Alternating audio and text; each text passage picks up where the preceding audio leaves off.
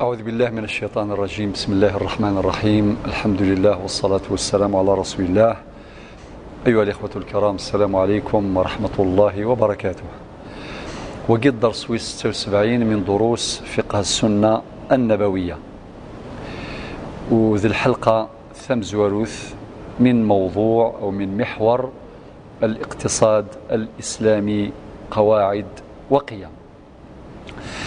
إذ مثلا نبذو المحوري، محور الاقتصاد الإسلامي قواعد وقيم، باش هاد نفقن باللي الشرع سيدي ربي يفكد القواعد أري سيرا ثذمسا نغ ليكونومي، يعني الاقتصاد. باش هذا نفهم باللي الشريعة الإسلامية من قواعد من خصائصها الشمولية. اش المعنى الشمولية؟ أما كانت تشمل تمثال يعني العبادات، كذلك وتغفيلنا تمثال يشدن غير المعاملات. والاقتصاد هو المجال الحيوي في موضوع أو في محور المعاملات. إذن مثلا الساقيني ذي الحلقة ثم زوروث، هذه مجموعة حلقات تحت هذا العنوان: الاقتصاد الإسلامي قواعد وقيم. الحلقة بوسع الحلقة ثم زواروث أد المسلاي في الملكية. إلى قواها ربنا نزر ذي البداية باللي ربي سبحانه استجاب لنداء الفطرة في الذي يقضي بحب التملك. يعني فطرة الإنسان، جبل الإنسان على حبه للملكية، حبه للمال. سيدي ربي يزرى باللي أمذان يحمل الذي يكسب، يحمل الرزاق، يحمل المال. لذلك استجاب الله عز وجل بشريعته فأباح التملك. الشرع ينادي يجوز يومذن باش يكسب، باش يملك، يعني مثل المنقولات، مثل العقارات، تمور تزمور ذي خامن كل شيء.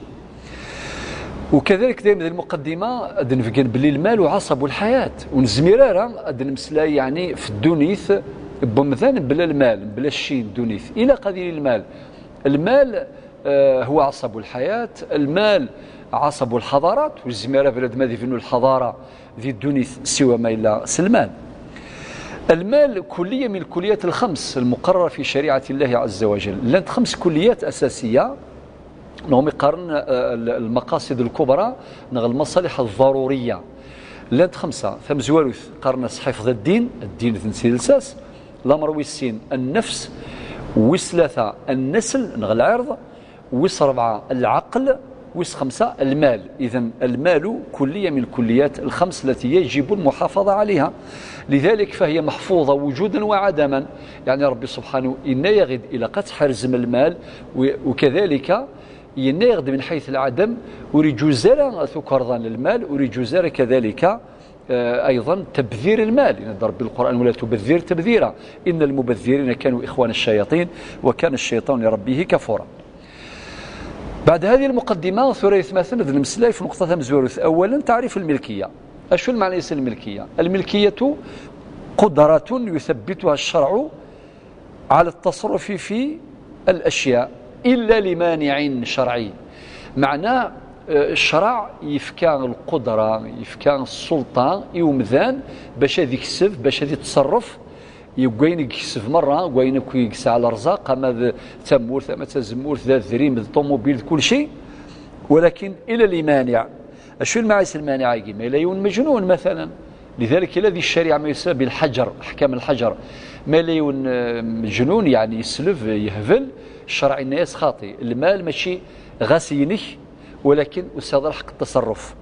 لذلك هو اختصاص حاجز شرعا إلا لمانع شرعي. والشرع سيدي ربي مدينا ممنوع يون لا نسافيه غير لا مجنون يتصرف في المال. أيضا أي غير محافظة على المال. فرد لنا بالمال كلية من الكليات الخمس. ثانيا أدن في ثورة طبيعة الملكية، طبيعتها. ربي القرآن الكريم يناد: وأنفقوا مما جعلكم مستخلفين فيه. لذلك علماء الشريعة ند طبيعة الملكية في الشريعة هي ملكية استخلاف.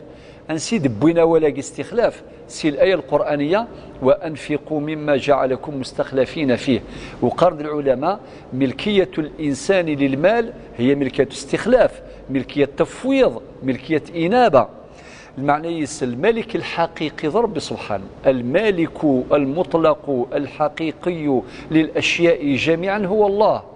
ولكن ملكية الإنسان للمال هي ملكية استخلاف، ملكية تفويض لمدة معينة ثم يموت ويتركها لورثته وهكذا. باش نفقن بلي الملك الحقيقي رب سبحانه إن ربي ذي الله نظن ولله ملك السماوات والأرض وما بينهما. تجي سورة المائدة الآية 17. لدى ربي كذلك في سورة الأعراف الآية 128 إن الأرض لله، لله يعني يكل قاعد سيدي ربي يا ربي سبحانه عز وجل. مدينة في الأخير والعاقبة للمتقين.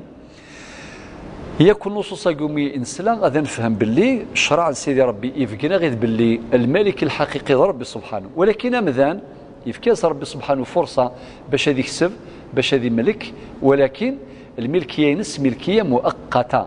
شو المعنى مؤقتة؟ يعني أزكى أساكي يكسب، ولكن أزكى تيجي نقولها ماشي ملكية مطلقة إترنال. ولكن سبحان الله لن نصوص النظام ديال القرآن ولا ديال السنة تضيف المال إلى مالكها إلى البشر. الآيات كثيرة. مثلا إن ربي سبحانه القرآن الكريم والذين في أموالهم حق معلوم للسائل والمحروم. إن أموالهم في سورة ذاريات ولا سورة المعارج والذين في أموالهم صافي ذيك الإضافة إلى الناس إلى البشر.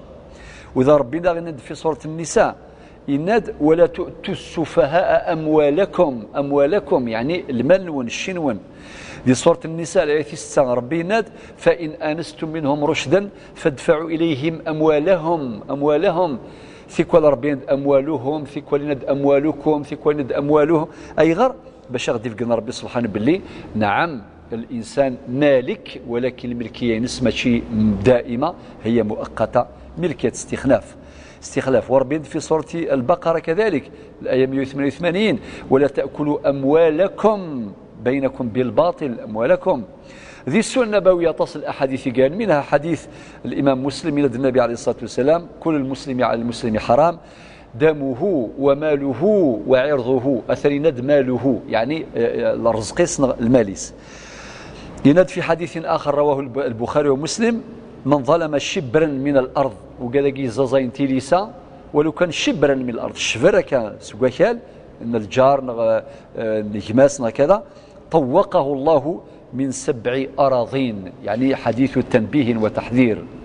وكذلك حديث آخر النبي عليه الصلاة والسلام حديث أخرجه الإمام الطبراني لا تزول قدم عبد يوم القيامة حتى يسأل عن 4. سير 4 يجي يند عن ماله من أين اكتسبه وفيما أنفقه. ثوران نروح نقطة 3 ثالثا أدن مسلاي في أقسام الملكية. أقسام الملكية لانت 4 أساسية. القسم مزوار ألف ملكية العين أو ملكية الأعيان أو ملكية الرقبة. المعني يسوينا يكسب المنقولات العقارات يكسب يخام نغثى حانوت نغثى مورث نغثى زمورث ثقة ذاكي نغا طوموبيل نغا ذريم ثقة كامل سمانا سنت ملكية الأعيان ملكية الرقبة عقارات ومنقولات. ثلو مقار ملكية المنفعة التفضيوني كارثة حانوت ذا شو يكسب كان المنفعة هذه السفيدة سيت حانوت ذا كان، ولكن ما تشين تحانوتني كرات صافي يسعى المنفعة ملكية المنفعة.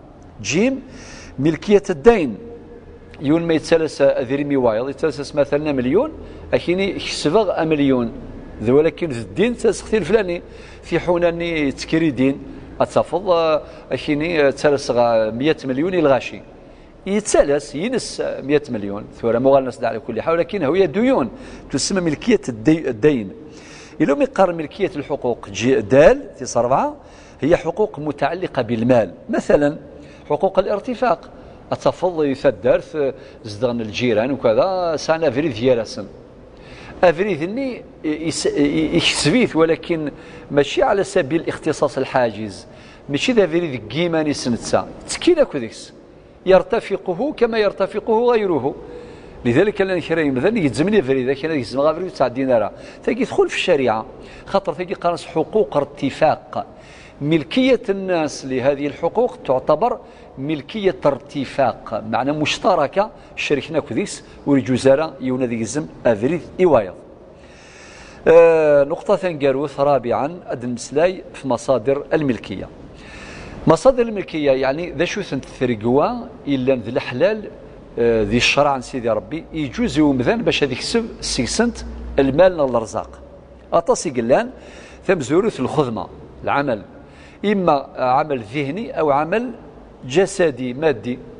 اما وين يخدم القرايه وين يخدم الفهمينس اما وين يخدم الجسينس يفاسنيس يغالنيس تيديس تاقي كله عمل يجوز باش بلاد ما يكسب الشيء الخدمه العثبي ستيديس. با المصدر ويسين الهبه ما يلوني في كياس وايض هبه دوناسيون صفا ثاني يكسب المال الدونيث سوا شو عن طريق الهبه تقد تسرق الحلال جيم عن طريق الوصيه تيستامون يقول ما الا جد وصيه يوايض ما راه يمثلوني كني وصان وين كني يسفايدين من المي يموت وين سيدي جان اسيكسب ينس. دال الميراث ما الا يموت يجد التركه يوراويس ذا التركه تسرق